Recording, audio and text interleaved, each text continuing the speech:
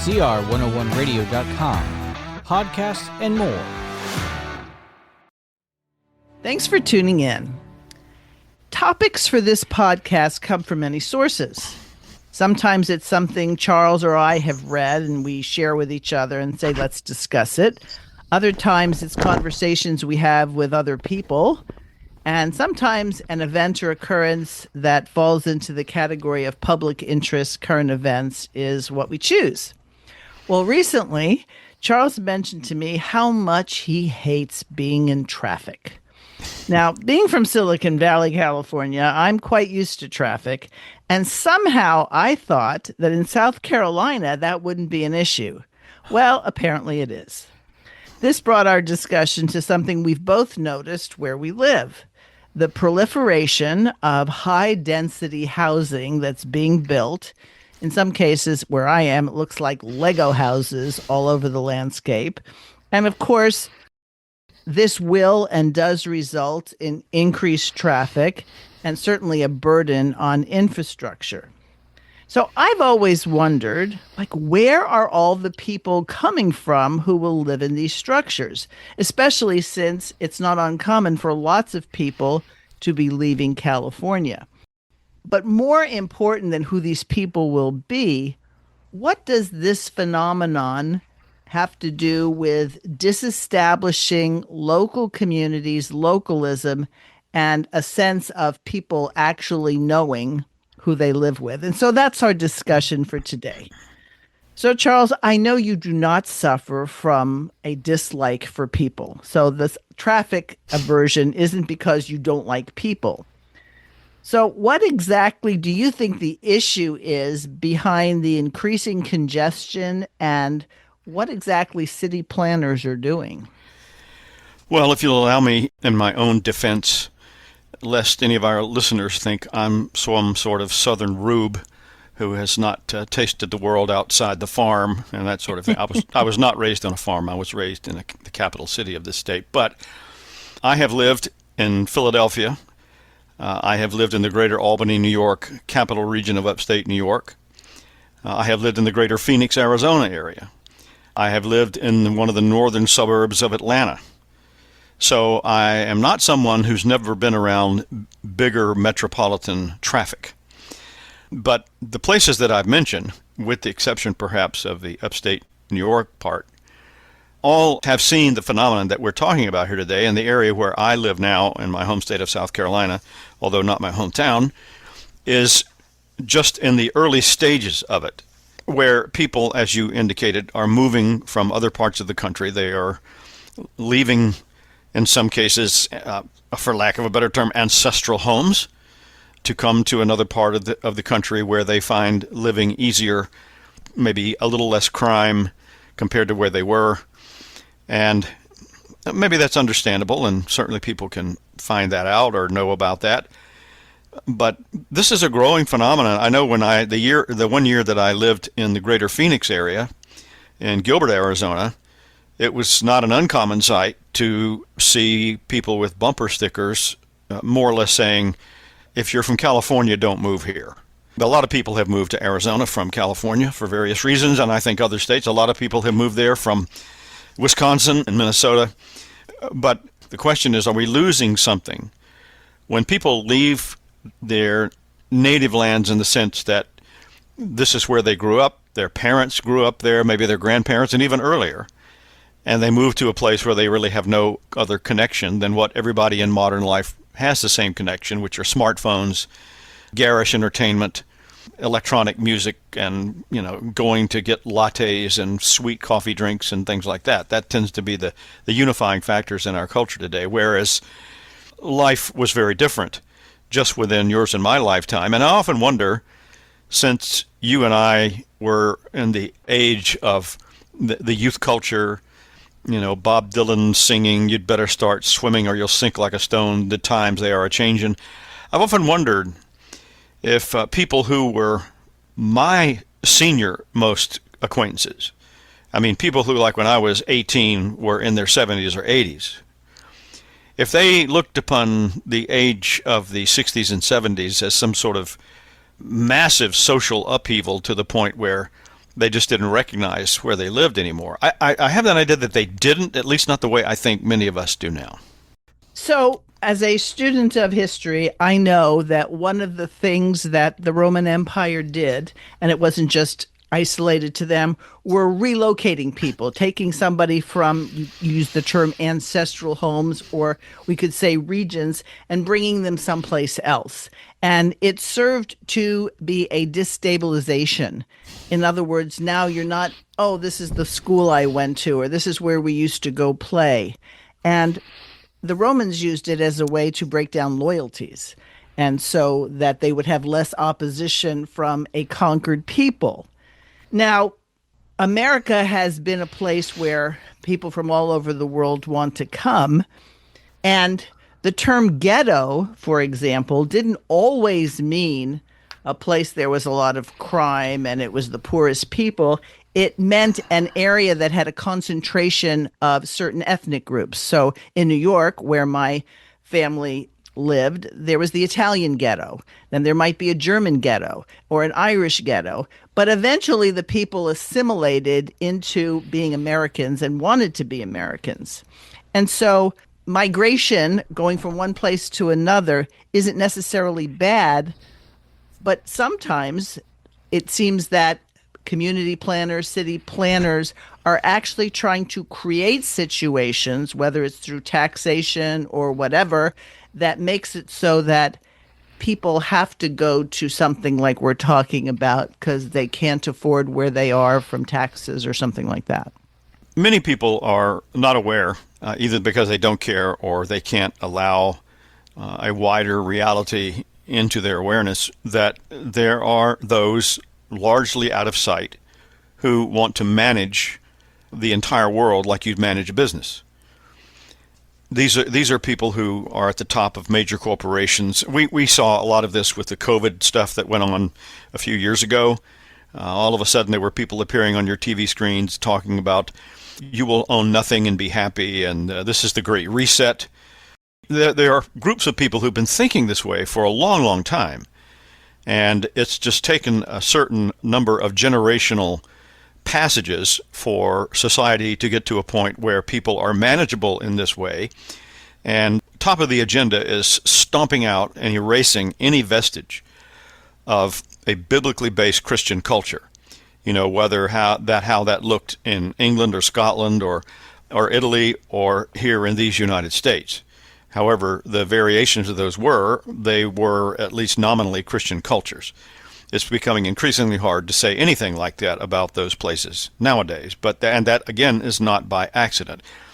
And whether we're talking about the assimilation of minority groups or ethnic groups that spoke different languages to where now, like in the case of your ancestors, I don't know of any people of Italian ancestry who speak Italian fluently. There may be some, but most don't. My wife grew up in a Dutch ghetto, quote unquote, in upstate New York. She went to a Christian school. It was founded by Dutch immigrants in the early 20th century, maybe the late 19th century. That school is still there. But none of them speak Dutch nowadays. So it's the erasure of the language, the erasure of the culture. There are some groups that have maintained their connection to those things.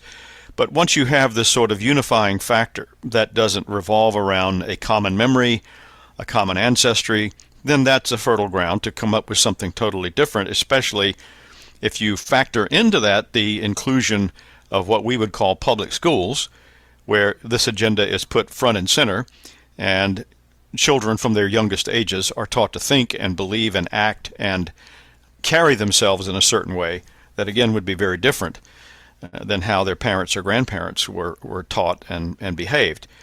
This is not an accident that we see people shifting around from different places around the country or the world, and it certainly reminds one of what the Romans did. The Babylonians did it. Many ancient cultures, that when they would capture people, like you said, they would move them to some other place and make sure they didn't have any connection with the old world. Now, there's another factor that has been involved in this, and that is the issue of making money. Because there are people who make money when people move to an area, like we talked at the very beginning, where are these people coming from that are buying up all this apartments and houses and things like that. It is I think if our listeners are care to do it, you can do a search and see that where I live in Greenville, South Carolina area is one of the fastest growing metropolitan areas in the country. It's at least in the top 10 in most lists. And this was a small mill town, manufacturing, textile place for decades and decades, maybe for almost a century. And you see small vestiges of that are still around, but not much. It is a fast-growing townhouses on every corner, developments, and I have seen. I can only call it a massive deforestation, where major sections of land are just the trees are decimated, and these things are put up. So there are people who stand to gain money, profit by this shifting of populations and people moving without necessarily asking, do I have any kind of obligation here to think about something other than broadening the tax base? So one of the things that came to light, because whether it's watching the Olympics, and currently the World Cup is happening, people tend to identify with their nation. Are you for Argentina? Are you for the U.S.? Whereas that's a very centralized identification. There was a time, and you've pointed out more than once, that when the Constitution was formed, the U in United States was a lowercase u, and it was used as an adjective to say that these states of America had united together for a particular thing. And then somewhere along the line, that lowercase u became a capital U, and now the country was looked at much more as a conglomerate. So I think it's interesting because few people say, I love my city, other than I like living here, but they don't I just identify with my city. Or they don't say, I love my county. And increasingly, they don't even say, I love my state. So this whole push to the centralization part makes it so that people's identity is not where they grow up, where they live, what they do. In one sense, it's, I guess, considered to be an American than a Californian or a South Carolinian. And that's a change from how the country was founded. It absolutely is. And there was an article that was published recently on a website that is oriented toward free market, libertarian capitalism, and civil liberties and that sort of thing. And it was about the 250th anniversary that we recently celebrated, July 4th. And the question was, what are people thinking that they're celebrating? And the point that was being raised there was the fact that when you look at the original wording about what was being said actually on July 2nd, was that it was a declaration of the sovereignty of these particular 13 colonies that became states, not something called one nation, the United States. That was not in anybody's vocabulary at all. And as a matter of fact, the person who wrote the article pointed out there was some sort of consensual agreement between England and the colonies that was agreed upon and signed in Paris in the 17 whatever it was, and the language in that formal agreement stipulated that it was these 13 colonies. It wasn't something called the United States. That is something that came much, much later, and if anybody needs to know or wants to know, that was a direct result of the war between the states and the efforts on the part of Lincoln and people who thought like he did, that we've got to have this concept of one nation, one people. The Pledge of Allegiance is something that gives support to that, something that didn't exist prior to that time, and was popularized in public schools, and especially here in the South, where people, for financial reasons and philosophical reasons, never again wanted anybody to have any idea in their head that a state could secede from the Union, even though that was clearly stated in the very beginning. Matter of fact, for people to know the history, I believe it was New Hampshire, one of the Northeast states, had long before the Civil War started, declared itself seceding from the Union over, it might have been over slavery, I don't remember the details, because they didn't want to have anything to do with the states that were slave-holding states.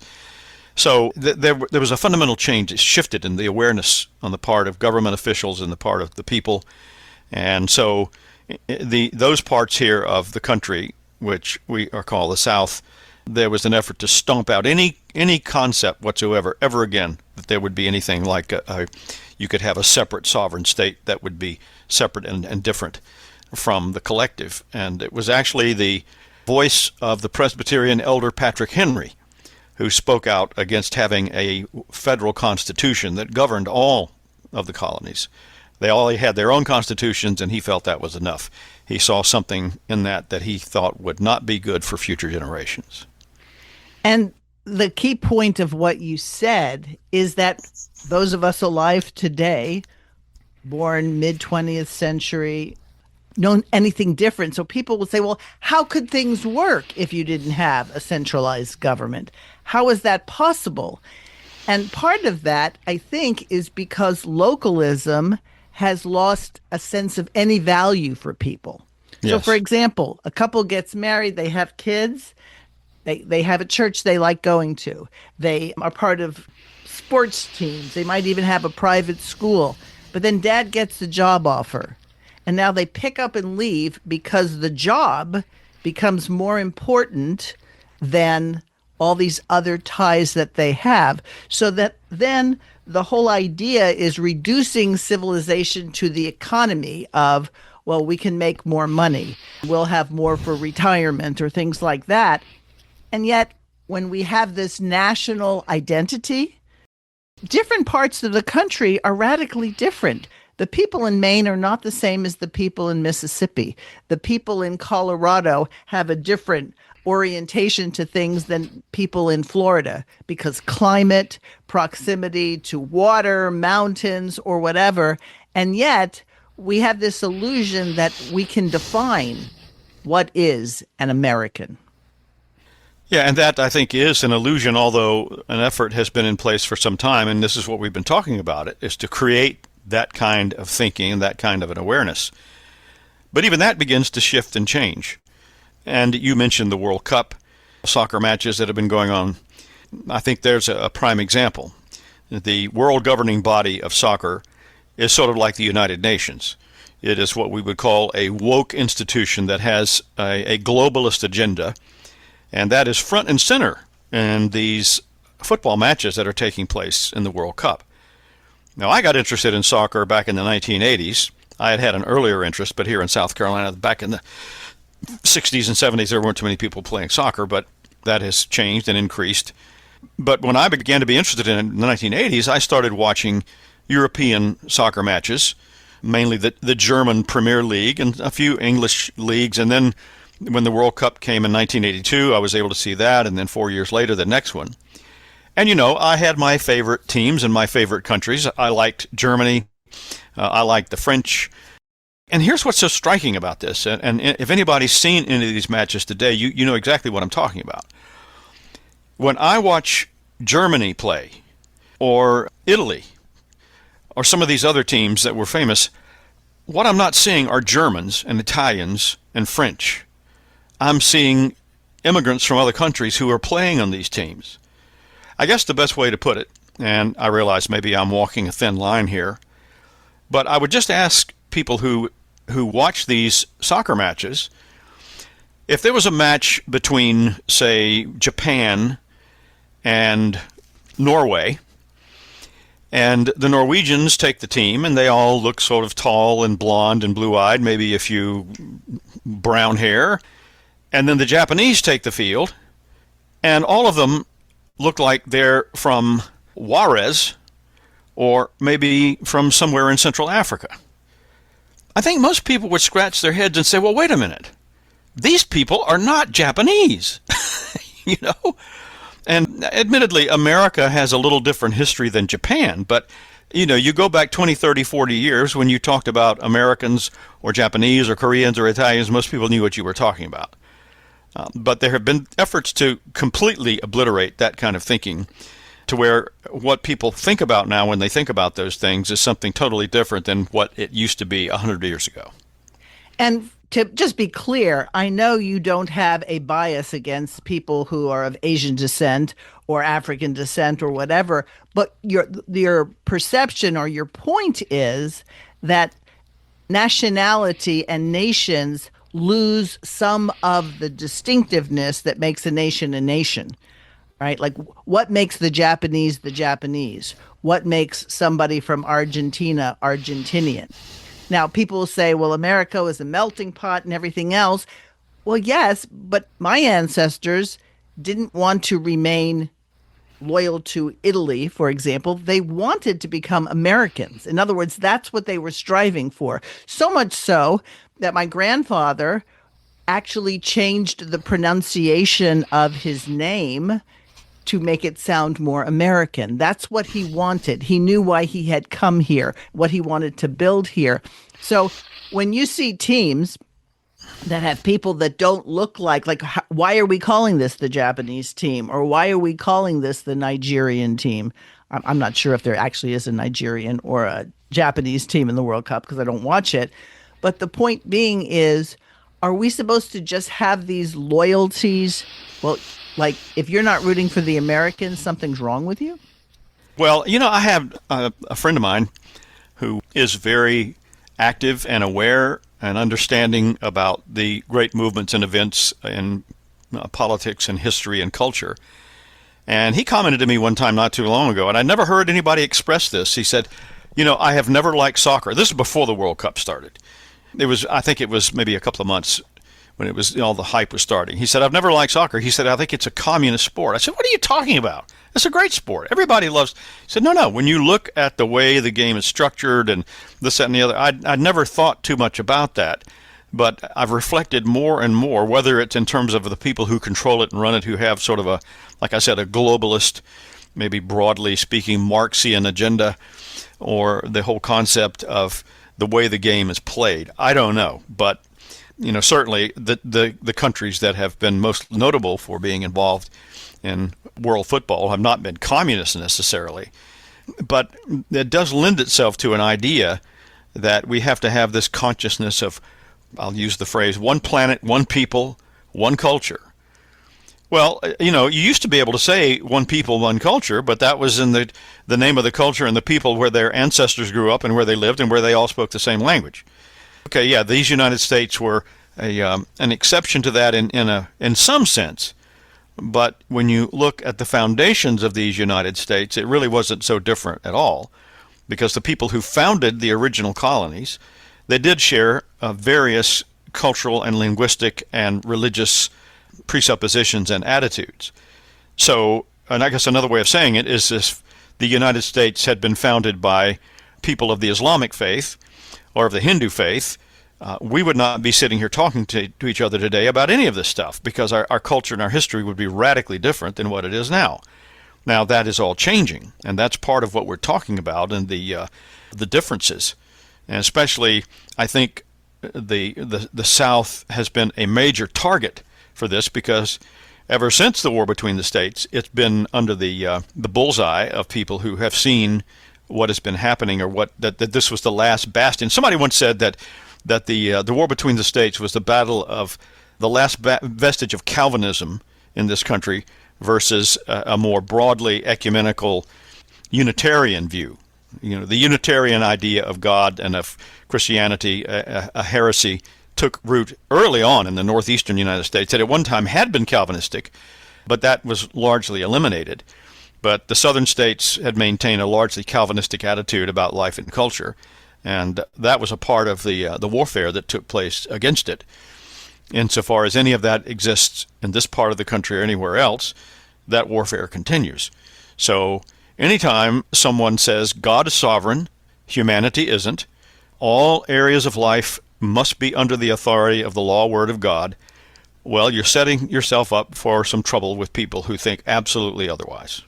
And the early church certainly encountered that resistance to Jesus is Lord as opposed to Caesar is Lord. But to just give an idea of how these things can be viewed, there are those who call the Civil War the actual Second American Revolution. Yes. Now, I would argue that the first, what we call the revolution, wasn't really a revolution. It was a war of independence. Right. But when the things change, the lowercase u becomes a capital U.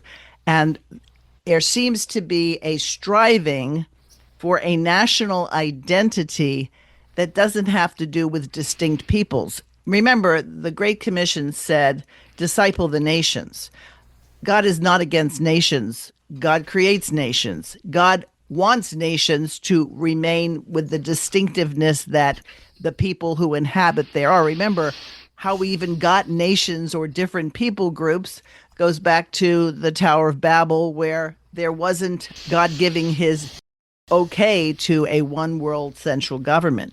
And to just give you the idea of the difference between when I grew up and now.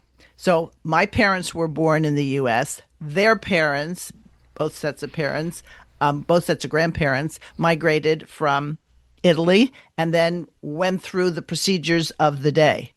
They had to learn English, right? Because they were living in a country that spoke English.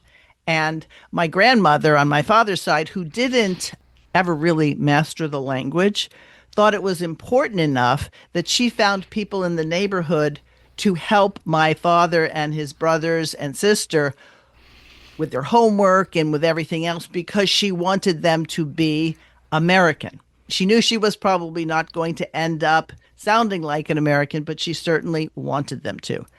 Well, fast forward to today, where I live in California, election materials come out in 5 different languages. And so what does that say? It says that the homogeny, which was previously considered a good thing, that everybody spoke English and they could understand things, and they had, even if they didn't come from Anglo-Saxon background and they came from other parts, they learned American history. They were celebrating the thing that created the place that they wanted to come to.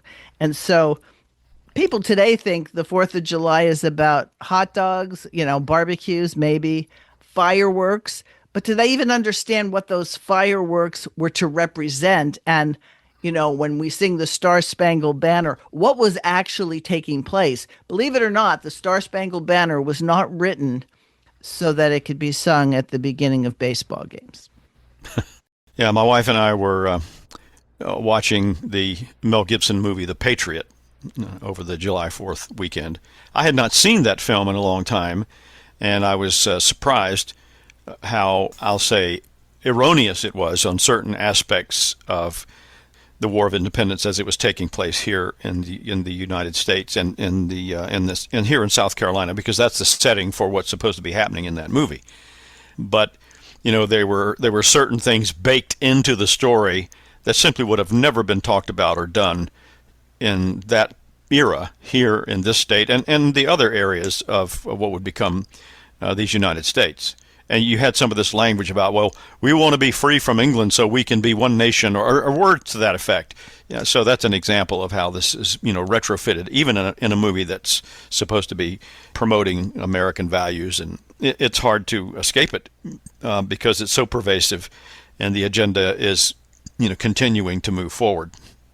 Yeah, does a fish know it's wet, right? If this is the only environment you've ever been in, you are going to retrofit common values. I always laugh at period pieces because the way people talk and the things they do and the things they're not ashamed of doing, you kind of wonder, was that really that, or is that Hollywood today writing that back into the story? Yeah, during my Roman Catholic phase, I remember one of my favorite movies was a Hollywood film called Quo Vadis.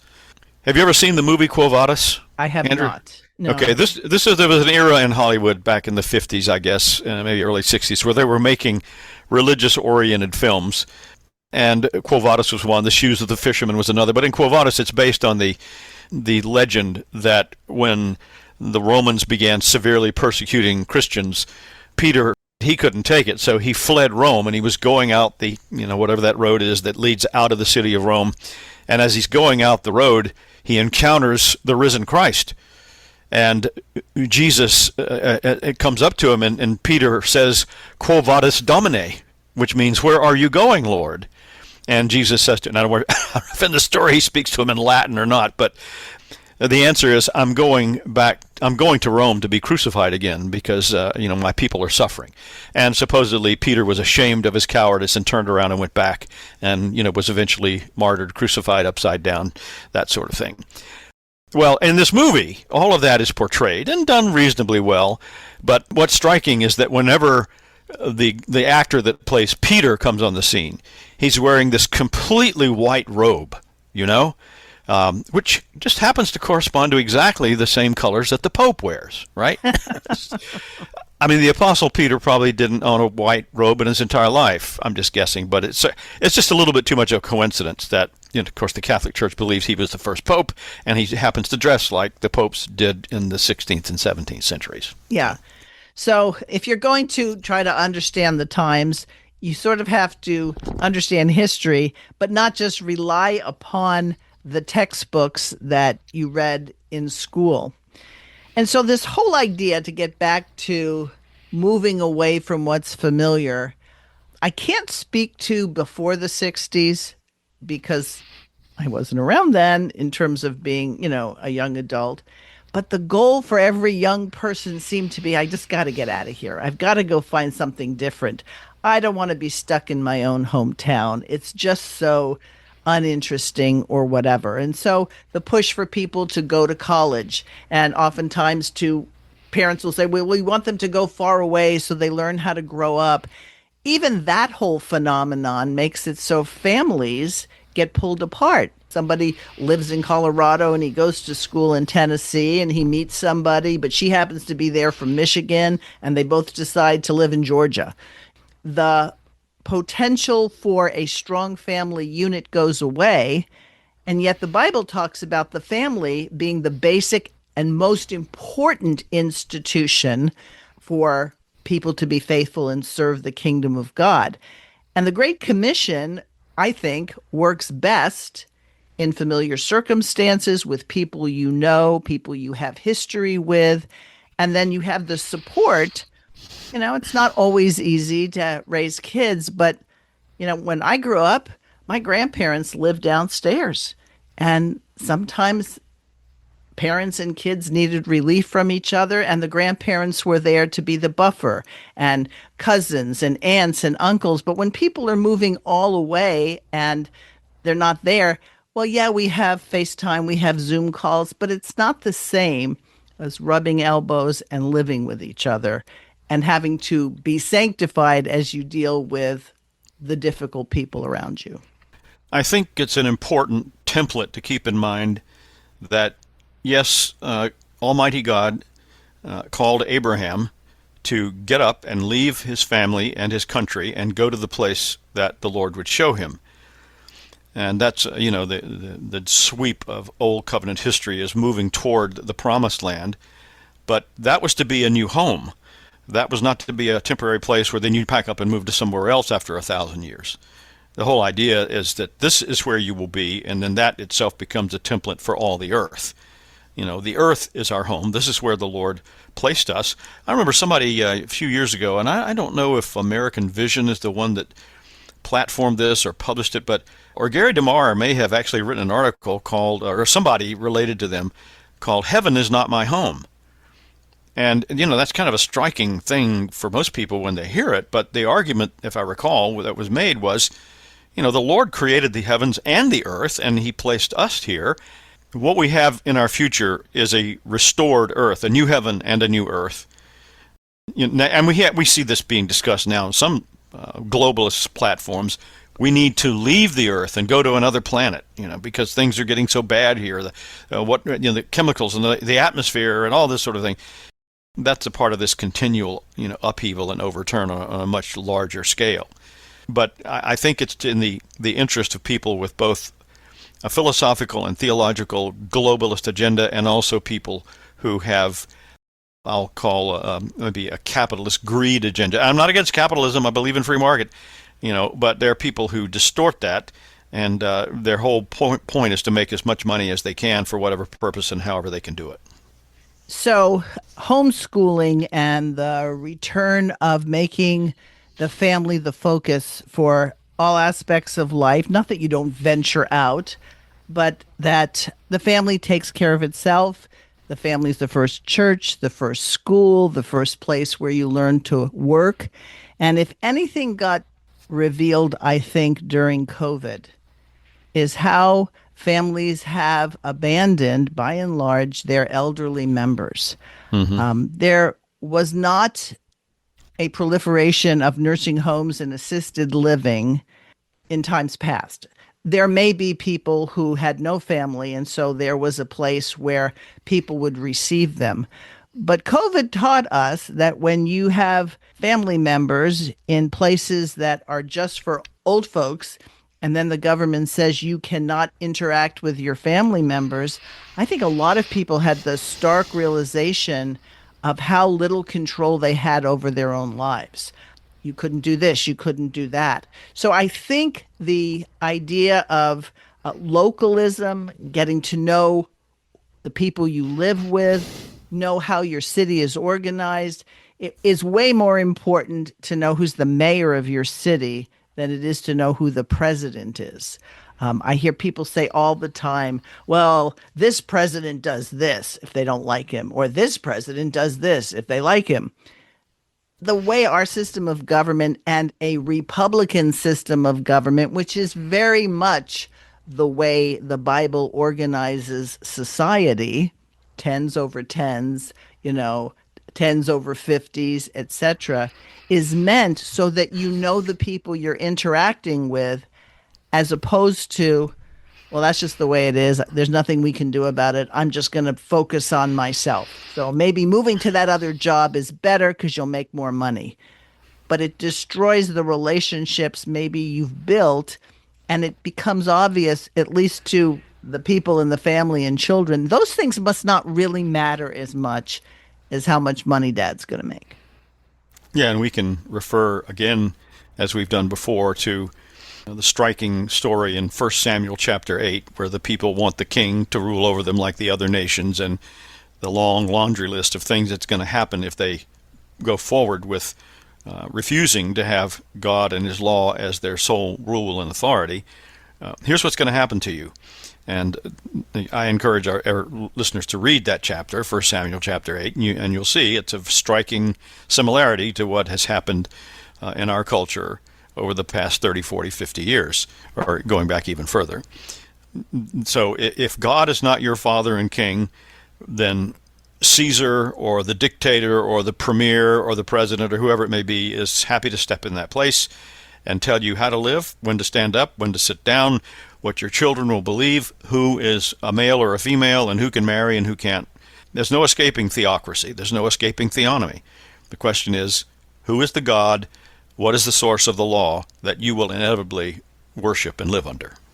Exactly. And as we bring this to a close, not surprising, R.J. Rushdoony wrote about this in terms of the idea of localism and the importance of how the American system was formulated. So there are two books that you can get at calcedenstore.com, The Nature of the American System and This Independent Republic. Now, it's not like reading Sports Illustrated or some easy read. But it's not difficult either. But what it is, it's compressed and it's understandable so that you know your history, so that you can actually look and say, okay, how is my community different? What was the basic unit of civil government? How did civil government get so big? Why has the family diminished? And I think it'll give you an understanding of it, and then give you greater tools, you might say, to hear the call God is placing on your life as to what you're supposed to do. I know some of the people I'm affiliated with, they make a point of showing up at city council meetings because they want to know what's going on in their locale. And they often find that it's not good because the planners don't really want to hear what you have to say. They give lip service to, yeah, you can talk about it. And if we're going to raise leaders, then we want biblical leaders. We want it's good to have raised your children in the nurture and admonition of the Lord, but you have to understand then how all that applies to every area of life so that they can go out and press the crown rights of Jesus Christ. Yeah, and I would, in closing, also recommend folks read Mark Rushdoony's biography of his father, the biography that was published just recently of R.J. Rushdoony. The reason I'm recommending it is that, I meant to mention this earlier, is that Dr. Rushdoony was a man who did not initially grow up speaking English. He was taught and spoke Armenian, and I think, if I remember correctly, that he even thought and dreamed in Armenian until maybe he was in elementary school or much further down the process. So that's a perfect example of how someone came from a different culture. And in his case, his family and many other Armenians were purposely uprooted from their homeland and their towns and their homes, but the eye of actually destroying them. But what comes through to me in that biography is not only how this man and his family adapted and became Americans and began to speak perfect English, but how there was a sense of localism. I don't know that Rushdoony would have ever lived anywhere else but California, no matter what was going on in California. That was his home. So. Right. Yeah. He did live other places, but eventually the family farm was where everybody sort of was in shooting distance of, if you might say. All right. Well, folks, thanks for listening, and always feel free to contact us through outofthequestionpodcast@gmail.com. And Charles, I'll talk to you next time. Thanks, Andrea. Talk to you later. Thanks for listening to Out of the Question. For more information on this and other topics, please visit chalcedon.edu.